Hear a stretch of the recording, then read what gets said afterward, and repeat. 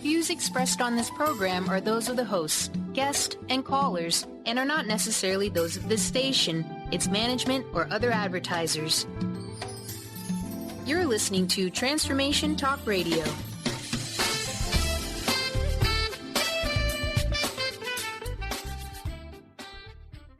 Welcome to Cultural Brilliance Radio, the DNA of organizational excellence with Claudette Rowley.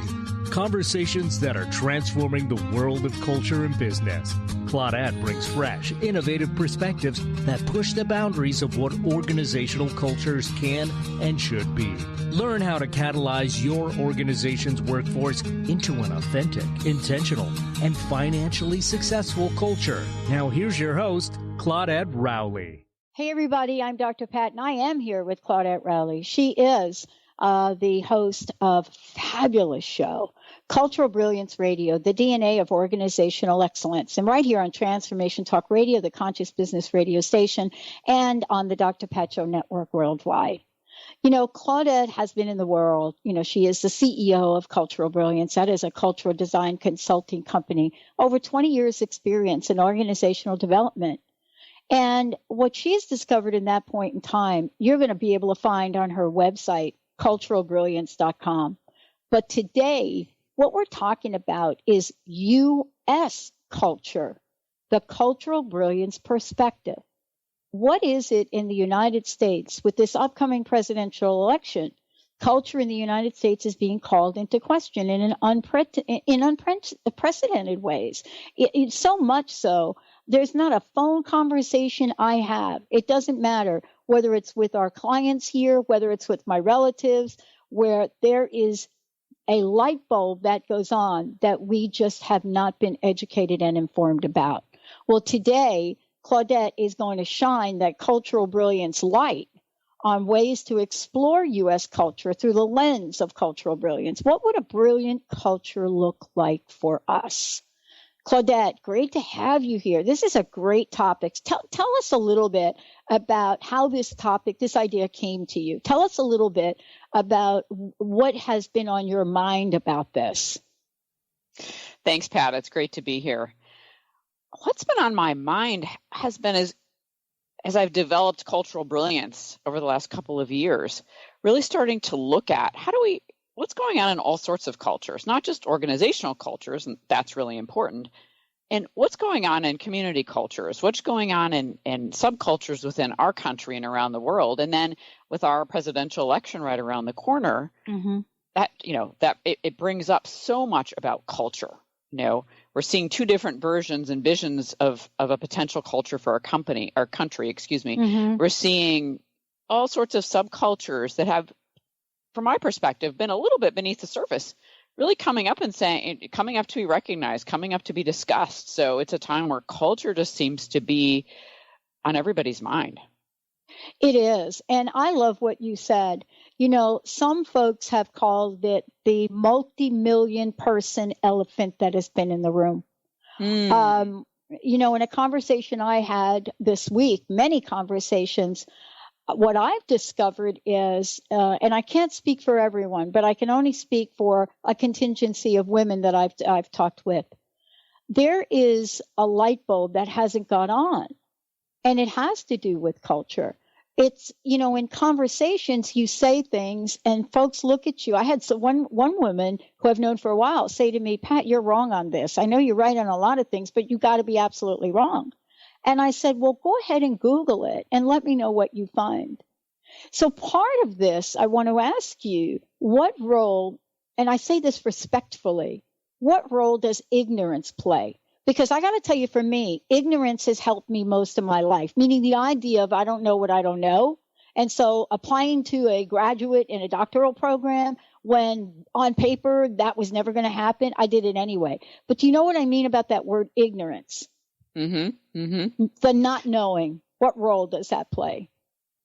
Well, that's a really interesting question. Mm-hmm. And what's coming up for me is sometimes, and I'm going to speak very generally, just sometimes as human beings, we may not even, first of all, know that we don't even know what we don't know sometimes. Yeah. We sometimes also find ourselves thinking, I kind of don't want to know much about this, because if I know a lot about it, I may then have to face it. And if I face it, I may then need to make choices about it or do something about it. So we all live within our own worlds, right? In our own subcultures, within our families and our close communities. So I think a part of the role of ignorance is that not everybody knows what they don't know. And some people really are hoping that some of the things that are going on aren't really true. Yeah. Yeah. And that leads me to talk with you about, one of the parts of the Cultural Brilliance model that you've created. And it is such an important part. We could probably, and we have done a whole show on it, but in today's context of talking about culture, let us talk about, if we could, culture in the United States, authenticity. Mm-hmm. Absolutely. Mm-hmm. So authenticity in the U.S., the Cultural Brilliance model, which is really it's a 3-part process where we look at the authenticity of a culture, and then we talk about how to design the change and integrate the change. With the authenticity piece, we can apply that lens to really any culture, organizational, a country, a community, the U.S. And so the premise behind the authenticity piece is that we're looking at what's the truth about a particular culture. And there may be 20 different truths if we talk to 20 different people. Mm-hmm. We're really looking at what are the norms that we know about, and what are those underlying norms or underlying assumptions that we may not know much about, or maybe we know but nobody really talks about. Maybe it's the elephant in the room. And so with U.S. culture, if one of the things we'd be looking at, I think this is true of most countries, is we'd be looking at a set of subcultures too, right? Right. So if we pull a lot of the subcultures into one room, right, representatives of all these, maybe hundreds of different subcultures into a room, it would be a fascinating discussion about what they viewed the authenticity of our culture to be. And we might find that there would be a place where almost every subculture overlapped, that there was something that was really important to them. And it could be something like, we want our families to be safe and taken care of. Yeah. Right? Something basic like that. We want to be successful as people and be able to thrive as citizens of this country. So there might be, there most likely would be some core overlapping principles, beliefs, and assumptions that everyone really valued and held true. And then I would imagine, right, that there would, within all these different subcultures, that there would be then a really big variety about what was important to them. Mm-hmm. And all of that would be authentic. Yeah. What I love about what we're talking about is, cultural brilliance, or the brilliance model that you're talking about right now. The brilliance model you're talking about right now is the one where we can look at attributes that would get us to that place, and attributes that won't. We got to look at both, don't we? It's not just like, let's look at all being positive and doing this and doing that. We can also learn from some of the characteristics we're seeing in our political election right now. Authenticity is really striking to me, because I don't remember, maybe it's just my memory, but I don't remember an election where we had to have fact checkers. Do you? I never heard that we have to have an entire organization that is doing nothing but checking facts. Yeah, and that speaks to perhaps a cultural change, doesn't it? Yeah. And I think with the authenticity, right, authenticity is not just looking at what's good and works well, what's positive and works well. Authenticity is literally saying, what is the truth, even if there are 20 different truths, right? But what is the truth of what's going on? And that might be some things that are amazing and phenomenal, and they're going to be, and this would be true in an organization as well. And then it'd be saying, in some organizations at least, what are the things that are really not working well? Like maybe, something that's authentic for U.S. culture might be the ways certain people are facing discrimination. That's authentic and true in our culture right now. But it's not necessarily something many of us would agree is a good thing to keep. Well, let's talk about authenticity and a couple of other things that you've just mentioned. How has, from your point of view, using this model, what have you seen in our culture in the U.S.? What are some of the obvious things that you see have changed and that are coming to the forefront? Positives? Yeah, some things that really strike me are things like gay marriage becoming more commonplace. right? Right. Decades and decades and decades of struggle there. I have kids in middle school and high school, and talking to them about, so are there kids in your school that are in same-sex relationships? And what's that like? They're like, yeah, well, of course there are. Like, what do you mean, what's it like? I mean, that's what they do. Like, it's so not a big deal. It's just part of life. And that is a really big change, a generational change.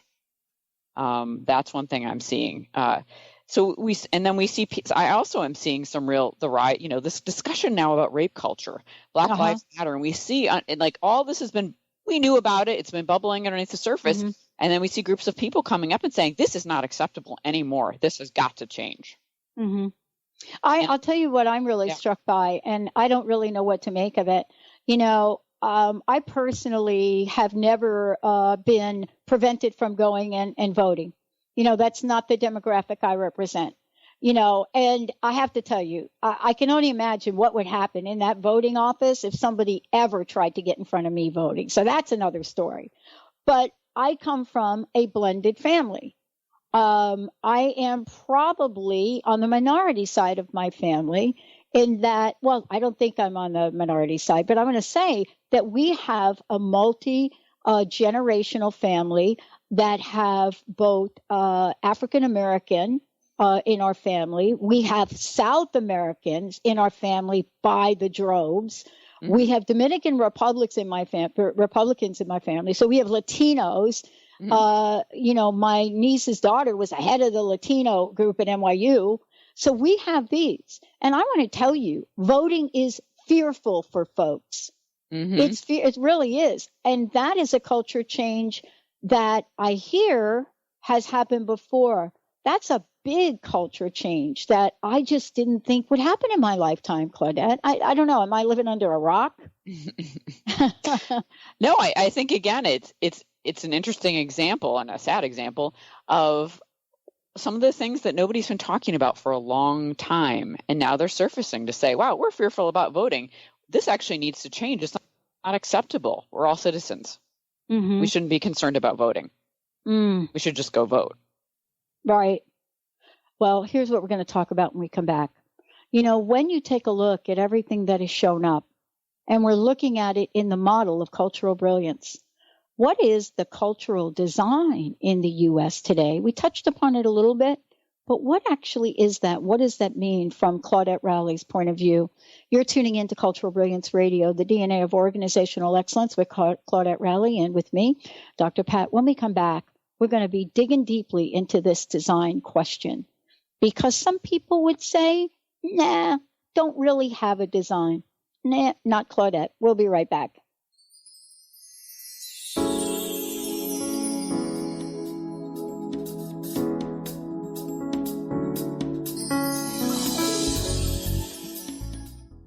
Tune in to Lucid Planet Radio with Dr. Kelly Neff. This hit show will illuminate your senses and empower you beyond your daily stressors and hardships. Renowned psychologist and author Dr. Kelly will captivate you with far-reaching topics and amazing guests as you wake to the greatest version of yourself. Learn to tap into your intuitions, think critically about our world, heal emotional and psychological wounds, and follow your passions to live your dreams. The Lucid Planet. Welcome home. Visit lucidplanetradio.com for more information. Are you sick of feeling overworked with no motivation? Take a break from the daily grind. Life coach Nicole Eisler is here to provide a healing journey of optimism. Passionate and caring, Nicole is no ordinary soul. Her dedication to helping everyone has no limit. Witness the power of positivity. Tune in every first and third Tuesday at 4 p.m. Pacific for Positivity Party Radio with Nicole Eisler on Transformation Talk Radio. For more information, visit BigDreamAwakening.com. What is a brilliant culture? And how do we create them? Why are they important? Claudette Rowley has created a breakthrough 5-step process to help you design a culture that is authentic, innovative, and successful. Learn how to create change with Cultural Brilliance Radio, the DNA of organizational excellence, and Claudette Rowley. To learn more or work with Claudette, visit ClaudetteRowley.com.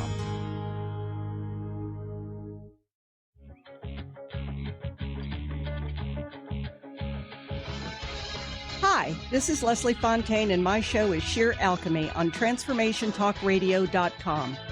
When we're bogged down with our emotions, the hardships that plague us in our relationships, at work, our finances, we literally can't see the higher plane where we could be operating from. Tune in to Leslie Fontaine, Sheer Alchemy on TransformationTalkRadio.com. Get ready to experience Truth Talk Radio with host Deb Acker. Tune in to Truth Talk Radio each Wednesday at 3 p.m. Pacific on TransformationTalkRadio.com to illuminate the truth in your daily life as you experience life, love, and abundance from a whole new perspective. This hit show will leave you feeling lighter and bring you into a place of infinite possibilities every day in every way. Visit TruthTalkRadioshow.com for upcoming transformative topics and guests. On the cutting edge of the new mainstream, Christine Upchurch is passionate about bringing together science, psychology, and spirituality in a way that can be applied to our everyday lives for true transformation. The Christine Upchurch Show, stellar conversations to illuminate your journey, engages some of the most outstanding visionaries on the planet in lively dialogue to inspire you to become that bright light you're meant to be. Join Christine every Friday at 11 a.m. Pacific Time on KKNW, AM 1150, and Transformation Talk Radio.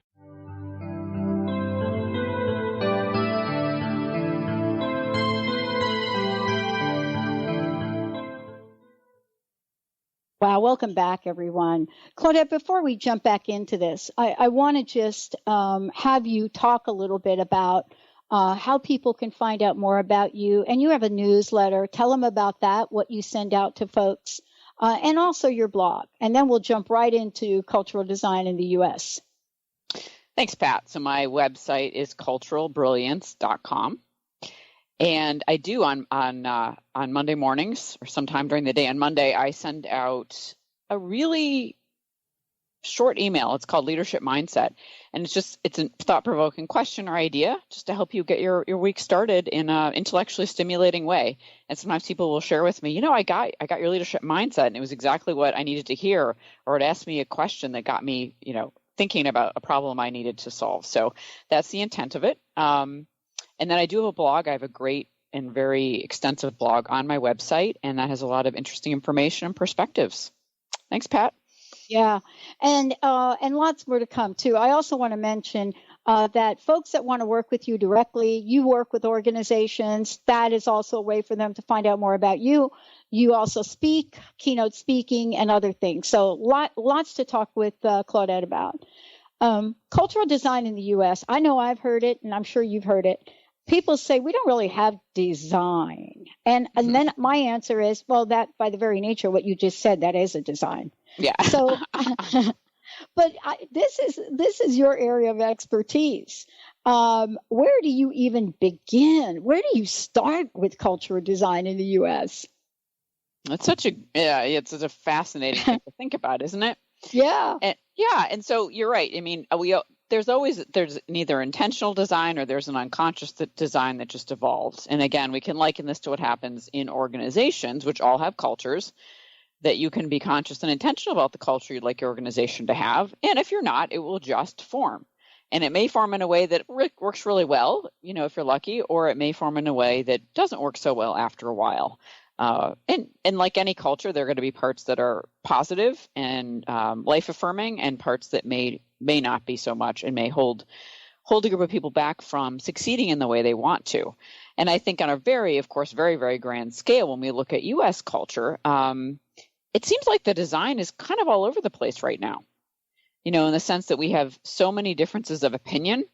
We have our government and our certain structures in place. We have different moral codes that most of us live by. We have laws. And then within all of that, the cultural design seems to vary so much, again, depending where you are. Yeah. What part of the country are you in? You're in certain neighborhoods. Where are you in the socioeconomic level? Ethnic culture, all of that. So it seems to me that when I think about design for organizations, one of the things I'm looking at is, okay, where is the culture now? We've gone through a process of understanding what's authentic about it, what's working well, what might need to change, and then we move into a process of designing that, which is essentially about how do we move the culture from where it is right now in present moment to where it would like to be, and how does it functionally move, but also how does it emotionally move forward. And I think especially in the U.S. culture and country right now, there's something about the emotional design of the culture that I see really getting in the way. And an example of that would be people for whom someone believing something different than they believe is unacceptable suddenly. When we really, I feel like, lived in a culture where people didn't agree, but you could have some differences, and that was, people would just agree to disagree. Yeah. It was a little bit softer, it was a little bit softer. And now it's much more of, if I have a belief and you have a belief and we aren't on the same page, then I don't even know if we can associate with each other. Yeah, that's right. And so that's an interesting design in the culture right now. And I keep thinking about, well, what if we were to come back to a new version of, let's be conscious and intentional and understand that, of course, in any healthy culture, country culture, organizational culture, you are going to have differences. And that can be so life-affirming and generative because it's going to lead to new ideas, new perspectives, and new ways of doing things. Mm-hmm. Well, here's the design I want to talk about.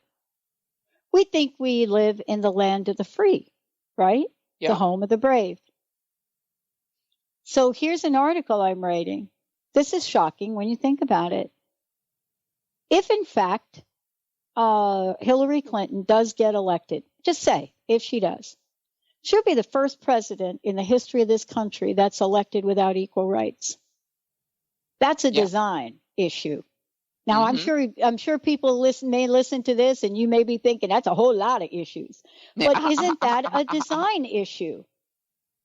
Right? It's part of the design because we've gone through, equality at many, many levels, right? And you alluded to this earlier when, same-sex marriages, right, were the talk of the town. Nobody's talking about it now, right? I mean, there certainly is a couple of states, but it's really not the buzz it used to be. That's a cultural design change, right? But we have not been able to get equal meaning equal here. And yet Hollywood has come out and they've said, we're not getting equal pay. And you know what people say? Too bad. Well, that is a design, though. And we can change design, can't we? I believe we can absolutely change design. We have to start back at authenticity to understand what's really going on, right? In terms of the what are the norms and assumptions that are operating. And then absolutely, once we have an understanding of that and people are willing to at least maybe not agree, but accept that some of these things are true, right? In terms of equal rights, then we move in. The design can absolutely be changed. And I think that's a lot of what the conversations around equal rights are right now. Like this needs to change. This needs to change. What's a cultural brilliant design? Because that's really where, that's really where the goal is for us to really look at what that looks like, right? And that's the way you work with organizations as well. Yeah. So one definition of cultural brilliance or brilliant cultures is that they are responsive to the needs of the people, their systems, and then the external environment. So there's this level of responsiveness back and forth between inside of the culture and outside of the culture that they inform each other, and it's symbiotic in a way. And so when I think about a culturally brilliant design for something like the equality piece, it would be the recognition that as human beings, just because we're different genders doesn't mean we don't have exactly the same rights. And distilling it down and then also taking it a step further. So if we all had the same rights, then what would be possible? Wow, how would that inform our design? What would we be doing differently? What's the mindset we need to incorporate and adopt that kind of design? Because what we do know is that for whatever reason, I grew up in Michigan, and I'm reminded of when I was growing up, found out that there was, I think it was until the late 80s, somewhere in the 1980s in Michigan, the state legislature still had a law in the books saying that a man could rape his wife and it was legal. Yes. Now, he couldn't rape someone that wasn't his wife. That was illegal. But if they were married, that was okay until somewhere in the 1980s, which astonished me even then. And the Equal Rights Amendment that hasn't been passed. So there's still something in our culture that is bucking this idea of inequality. Yeah. And do you know what I found out here in a short period of time? And we have an article that's coming out about it as well. I've tried to call every news media station, every one of them. I got some kind of voicemail. I'm telling you, I have never seen anything like this. Mm-hmm. Because what we're talking about is a design. If we want to look at media, if somebody called me about something they had important to say, I'm picking up the phone. And maybe if it's not me, it's Jessica or somebody else here. I mean, you've worked with this team here, right? Oh, yeah. Yeah. But if you had something to report, unless it was going to be something that is sensationalized, weird stuff, right? Mm-hmm. You don't get a call back. I mean, I've tried Anderson Cooper. I've tried Rachel Maddow. I mean, I guarantee you if I tried Fox, I might get something because they would twist what I was about to say here. And there are both sides. They wouldn't twist it. They would present the side that is based on their design. And everybody in this country, don't you think, has a right to do that? See, that's the right we have, isn't it, in our design? Well, it is the right we have. And I was thinking about the situation in Standing Rock.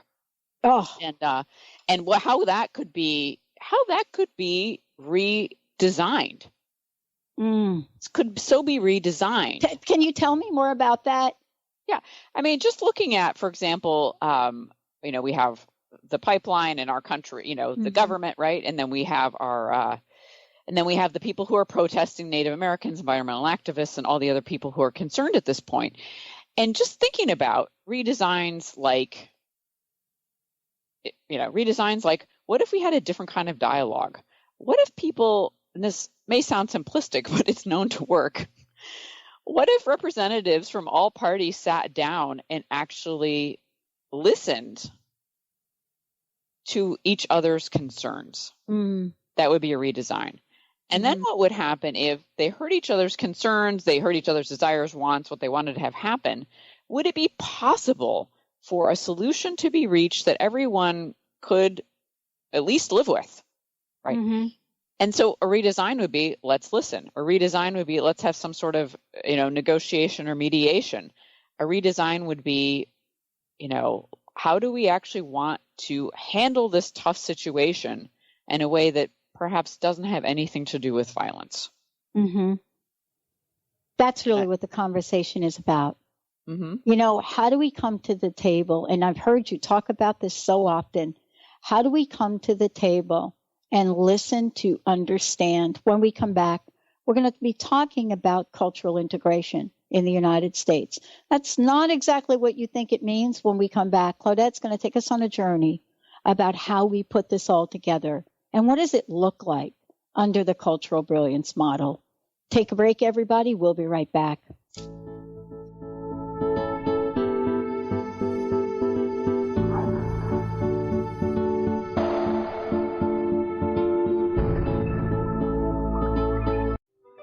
Join in on one of the most life-transforming adventures in personal expansion and world service. In each of our upcoming shows, you're going to have the opportunity to join thousands as we focus healing energy to elevate and balance our world. This is a chance for like-minded individuals like you and I to join forces with light workers all over the globe as we light the way for peace, harmony, and a world driven by love. You'll also learn about magical innate abilities that you can develop and use to make your dreams come true.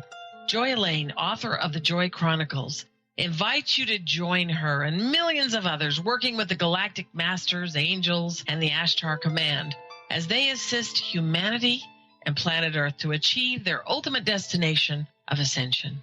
For more information, visit joyelaine.com. That's joy, ELAINE.com. What is a brilliant culture? And how do we create them? Why are they important? Claudette Rowley has created a breakthrough 5-step process to help you design a culture that is authentic, innovative, and successful. Learn how to create change with Cultural Brilliance Radio, the DNA of organizational excellence, and Claudette Rowley. To learn more or work with Claudette, visit ClaudetteRowley.com. Tune in to the Angels and Answers Psychic Radio Show with clairvoyants Artie Hoffman and Sky Siegel every Thursday for a 2-hour show, 2 p.m. Pacific, 5 p.m. Eastern Time on Transformation Talk Radio. Artie and Sky deliver spiritual and motivational messages with passion and a sense of humor. Call in 800-930-2819 for live and on-air readings. Visit artiehoffman.com and skyofangels.com.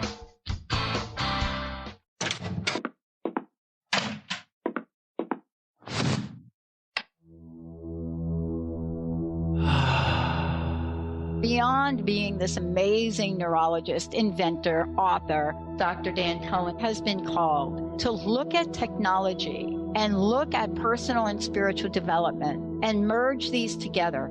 His technology uses the healing and psychospiritual effects of synchronized sounds, vibrations, electromagnetic fields, and how that interacts with us in our nervous system in what we're calling the Soul Tech chair.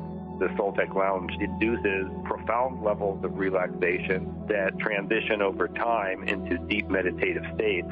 The synchronized sound, vibration, and magnetic field induce these states. The subject doesn't have to work at it.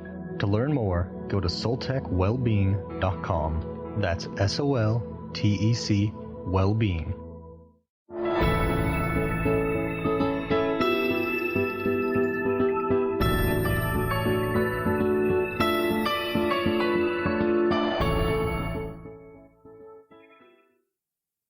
Oh my gosh. Wow. What a great show. Claudette Rowley is in the house here. This is Cultural Brilliance Radio, and U.S. Cultures, the Cultural Brilliance perspective really opens up the door of possibilities. What could be? You know, and we see a lot of this dialogue in the UN, don't we, Claudette, right? I mean, when I think about the UN, and I've been in front of the UN a couple of times, not doing anything special, but there to support my friends. And, you know, we see this kind of dialogue that gets to have a presence there. We do not see this dialogue in mainstream media. And so when I see this, and the conversation now is about cultural integration in the United States, many people listen and say, we've talked about that before. No, that's not what we're talking about here, is it? No, it's not. No, it's not. It's really about how do we integrate cultural changes. So how do we, if we understand how a culture is authentic and we design what we, the parts we want to keep and the parts we want to change, and we design how functionally and emotionally a culture will move from where it is to where it's going to be, where it wants to be, needs to be. Then we have the integration piece is essentially the implementation piece. How are we going to bring this to life and make it real? In other words, there's no point in creating a design if we're not going to do something with it. So that's more the nuts and bolts part of it, is how do we literally integrate, right? Internalize, make it part of us. And there's certainly a practical planning piece to that, communication piece to that, definitely. Well, when I think about this, I do think about the UN. I really do. There's a lot of people that look at the UN and they laugh, UN. But think about it. Think about what happens in that arena, right? And, how many people say, well, they don't have a lot of power. Oh, my gosh, everybody knows UN, right? Everybody knows it. Let's say not everybody knows it, but when you hear about it, you have a sense of it, right? You know what I'm saying? It's not like, oh, I'm now, okay, blah, blah, went to the UN. I don't really know what's going to go on there. We have a sense of authentically what's going to happen there. We know what their design is, and we know they represent a forum where many ideas have a place to come and be integrated and shared, right? I mean, isn't that one version maybe of a cultural brilliance model for this? I don't know. I'd love to hear your thoughts. Yeah, that can be one version. I think part of the integration piece is, or implementation piece is, yeah, you can integrate ideas and discuss them, but this is also the aspect of it where it physically or functionally and emotionally creates a change. It sets this change in place. We were doing it this one way, and now we're going to be doing it another way. We've actually made that particular change. So as an organization, we've decided that we need a culture that's far more innovative, because we've gotten kind of stuck and a little stodgy. And in order to maintain our competitive edge and actually to have more fun, right? We need to innovate more. And so over time, a particular organization is going to design how that's going to happen and then actually implement it and start to see it come to fruition within their culture and their organization. Yeah, that's another way to look at it. I think. Well, tell us more about that, because I think what you're talking about here is something that's all over the headlines right now. You know, we're talking about cultures and subcultures right now in the United States, and many people think, oh, that's just in the United States. But I got to tell you, the ripple effect of that dialogue in politics has hit every corporation, every business, all of it, right? Yeah, absolutely. I mean, I think that our election, the dialogues around the election, a lot of the cultural issues that are, quote, up, in our country right now I think for many people are experiencing them as chaotic. It feels chaotic. It feels like there's going to be a lot of change. It feels like, we don't know, of course, which way the election's really, really going to go. It's unclear, right? Yep. And then something's going to happen, after we know who our new president is. So I think there's a lot of chaos and change going on, for sure. Yeah, a lot of it. I mean, we touched upon this earlier with, I was saying that never in my history of voting so far has anybody tried to block me from going in to vote. But I will tell you that my cousins, my relatives, and, that are in states like Georgia, in states like the Carolinas, and we have a multi-ethnical family history, Latino, African American, you name it. This is very real for them. Oh yeah. The good news is there's nobody going to get in their way either. But they're not the norm, right? They're not the norm, right? Yeah. And I think we also know integration or implementation is happening when we start to see the positive impacts of a particular change within a culture. So example in the U.S. could be people starting to actually ask themselves, this is one of my dreams, what are my blind spots about other people? Yes. Where do my beliefs about myself and other people and our differences actually get in the way of me seeing this person as simply another human being? How do I move out of somehow this victim energy I've gotten stuck in, as opposed to realizing I'm a human being, so I am empowered to make choices? How do we start to heal our rifts, and so that we start to see each other as equal members of humanity? Well, let's talk about that, because part of this is looking afterwards. And afterwards, what we're looking at is how do we heal this? And how do we heal this using the Cultural Brilliance model? Because I'll tell you, there will be healing to be done. It doesn't matter from what perspective or who wins or who loses. There is a healing. I guess the question that I'm asking is, are people going to want to heal, or are they just going to want to be angry? It's a great question. Yeah, I don't know. I'm not hearing people wanting to heal. I think it depends who you're speaking with. I mean, I hear people who are really concerned about the healing aspect of things, because they don't want chaos. They don't want war. They don't want a lot of negative things to happen. They don't want certain groups of people in our country to be even more marginalized than they already are. They don't want people to starve. So there's that aspect. And then and then there are people who are just really, really angry. And I think, not speaking for them, of course, my sense of it is that for some of them, they've been angry for so long, and often for very legitimate reasons, that it seems like their anger has nowhere to go because it hasn't been addressed. It has had no voice. And that's a great way if you don't want people to heal, that's a good way to do it, is to not give them a voice and to not give them a way to say, hey, this doesn't work for us. We really need something different. How can we be part of this solution? Yeah. Doesn't the Cultural Brilliance model, though, invite everyone to have the opportunity to have a voice? Yes. Whether we agree with what's being said or not said, or, you know what I mean? Yeah. We're at a place now where we're saying, what's on your mind? And then what's the question that we should be asking next? Because you and I both know we've been in organizations, right, where we've asked people what's on their mind. They have told us, and they haven't seen anything.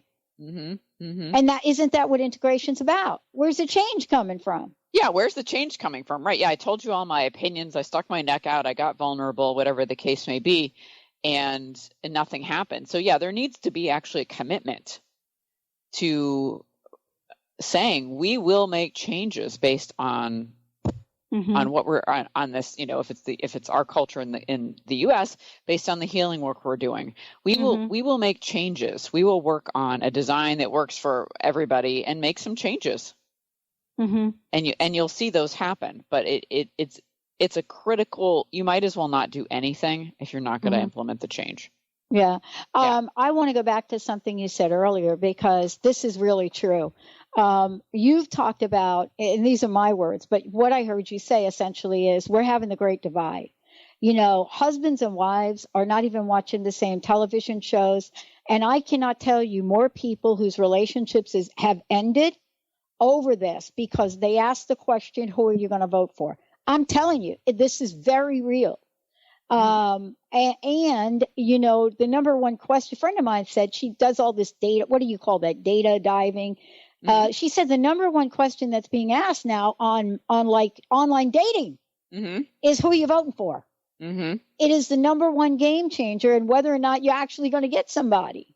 And you won't even meet them for coffee. They're not asking about what school did you go to or what do you believe in. They're like, who are you voting for?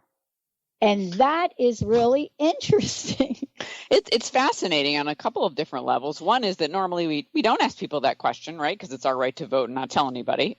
And secondly, it's such a litmus test of what this election means to people, right? And what camps you're in and the level of divisiveness that, actually one of my kids who's in 10th grade, just last night at dinner was saying, people in high school, people are asking they can't vote, most of them, right? But if you could vote, right, who would you be for? Who would you be voting for?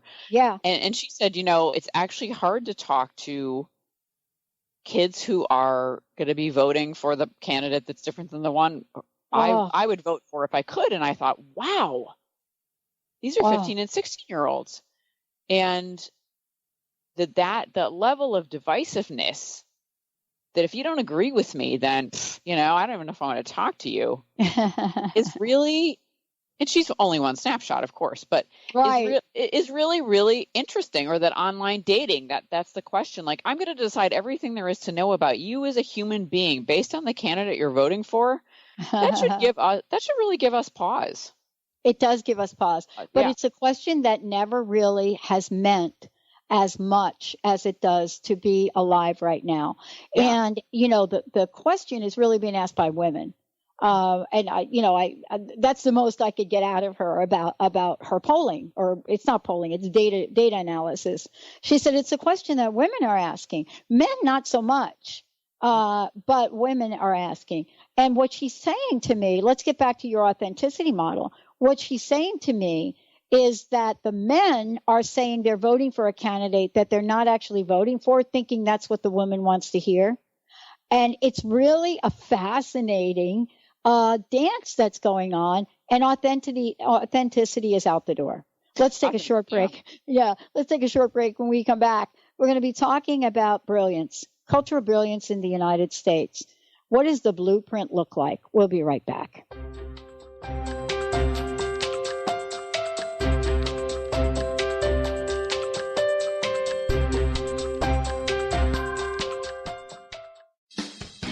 Wow. Hey, everyone. Welcome.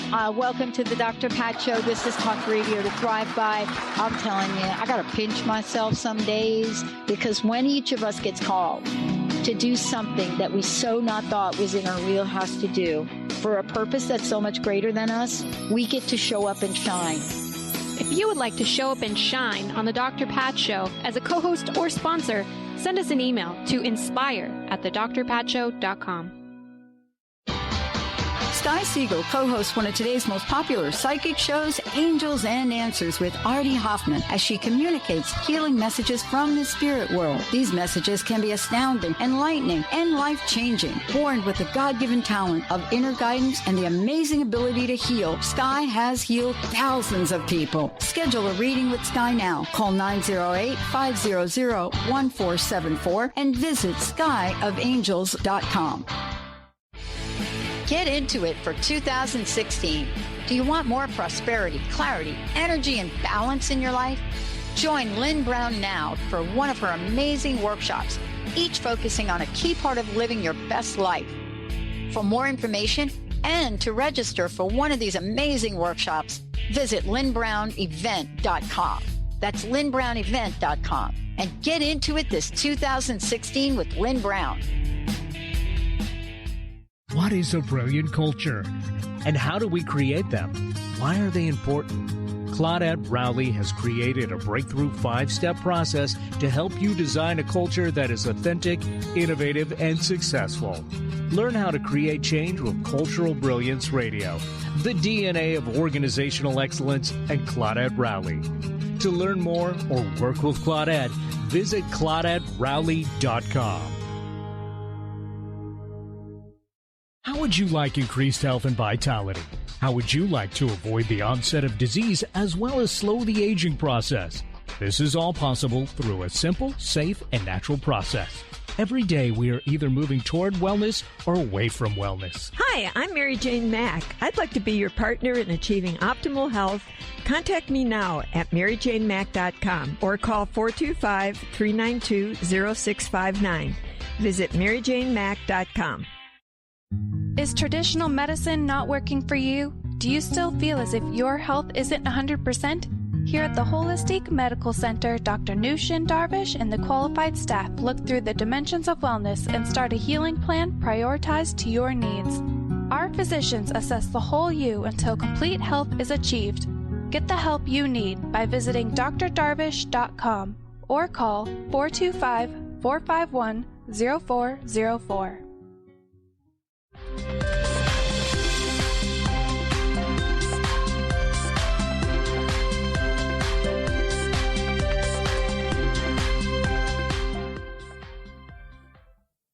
Wow. Hey, everybody. Welcome back. Claudette, what a show, right? Yeah. Please take a moment to give out your information, and then we're gonna jump into Cultural Brilliance in the U.S. Oh, thanks. My website is culturalbrilliance.com, and I also have a very short, thought-provoking newsletter that comes out, email that comes out on Mondays called Leadership Mindset. And on my website, you'll find information about consulting I do in organizations around culture, team development, executive coaching, and keynote speaking. Thank you. Awesome. Okay. So we've talked about authenticity in the U.S. We've talked about design in the U.S. and we've talked about integration. How do we bring this all together? What are your thoughts? My thoughts are that, when we, as a collective, right, as a company, our country, as a country, United States, starting to look at and understand what a brilliant culture would look like for us. And my dream and vision would be that we would somehow find a way, and would be, I'm not sure exactly how, because we have such a huge population, but where we'd get people from every culture, subculture, walk of life, background, perspective, to be able to come together and really give voice to what their challenges are, what's working really well, what they value about our culture, what they think is, outdated and dragging us down, what might be toxic or divisive, whatever the case may be. What would be the vision, right, for a brilliant culture in our country? And wouldn't that be an amazing conversation? And I think for it to work, you'd have to drop the politics. You'd have to drop the lobbying to get what you want. It'd be much more around, okay, what's authentic for us? What's true for us? What's our experience? Everyone sharing that. And really coming from the mindset and perspective that once we knew all that, then we could actually start to see what changes we wanted to the design piece, right? What changes we'd want to make. How could we be intentional and conscious about a design, and then how would we move to implement it or integrate it?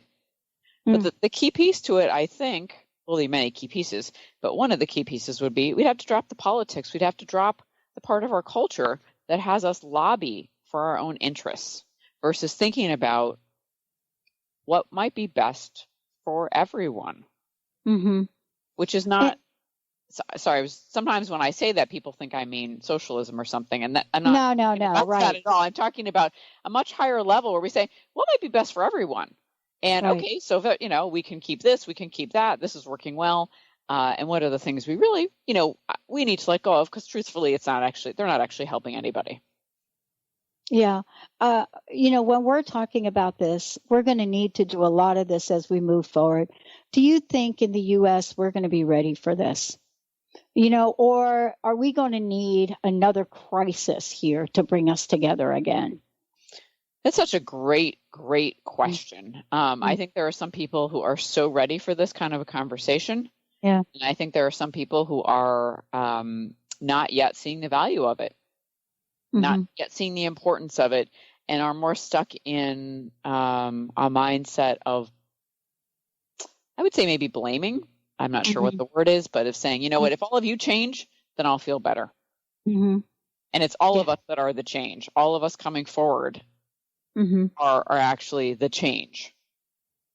So I would hope some different kind of dialogue could happen before another crisis.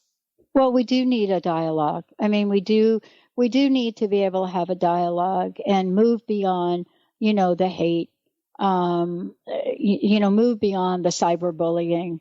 I don't know what our children think about that right now. We act as if our children don't follow Twitter or don't follow Facebook or don't follow Instagram. But I am just struck by what the influence of all of that might be for years to come. Now, clearly we know what the influence of 9/11 was in years to come, but I wonder about what the influence of what's been happening here might have on this generation of young adults, or even younger than that.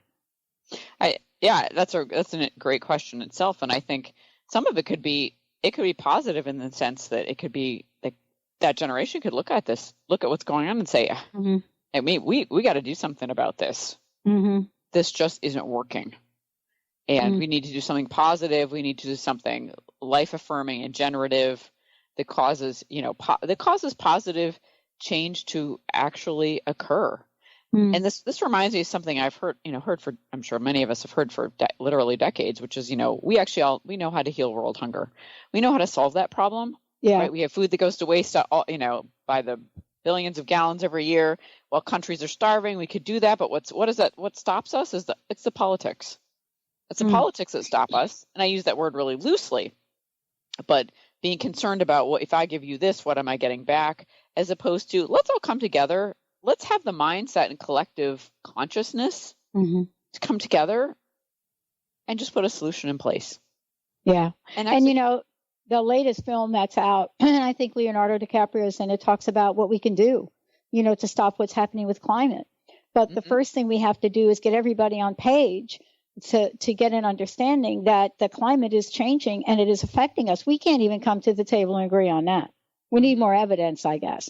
That's why I'm saying, there may be in our life, maybe in my life, maybe not, a disaster that we can't overturn. Right. And I think that's what you're seeing with the people that are looking at, the world, our climate, the globe. They're looking at, this may be it. Can we come together? And I agree with you. I think your message today is that we can, and there's a way to do it. We absolutely can if we decide to, and we literally raise our level of consciousness about this and start looking at things differently from a different perspective versus being so rooted in our own beliefs about what we think is right or how the world should be. Yeah. I love it. What a show. Thank you for today. I have one last thing. What's your personal message? What would you like to leave us with today? Thank you. My personal message is be open to differences. Don't look at differences as something bad. Look at them as learning opportunities. If someone is different than you, what can you learn about them? What can you teach them about you? Because really, we're all human. And as a client of mine years ago once said to me, he said, we all put our pants on one leg at a time. Yeah. Yeah. There aren't some people that just like jump into them and they have their pants on. And it's such a humanizing statement. We all put our pants on one leg at a time. We're all people, and understand and learn about each other's differences. We're really, really not that different. Not at all. Wow. Thank you for a great show. Go to the website, culturalbrilliance.com. Get a hold of Claudette. Sign up for the newsletter. Much more to come. Now, you've got a great show coming next week, next time. Why don't you tell folks about what your next show is going to be about? Oh, thanks. Yeah, I think in a couple of weeks, I'm going to be interviewing Cultural Brilliance associate named Julie Wilson, who is an expert in leading change, managing change, and really understanding how people and organizations change and why. So it's going to be a really fascinating conversation, and I'm looking forward to that. Also, let's everybody have a great, great day. Have a fabulous weekend, and we'll see you next time. You've been listening to the hit show Cultural Brilliance Radio, the DNA of organizational excellence with Claudette Rowley. Conversations that are transforming the world of culture and business. You can download this podcast and find out more about Claudette and her breakthrough work at ClaudetteRowley.com. Please contact Claudette and find out how you can create a brilliant culture.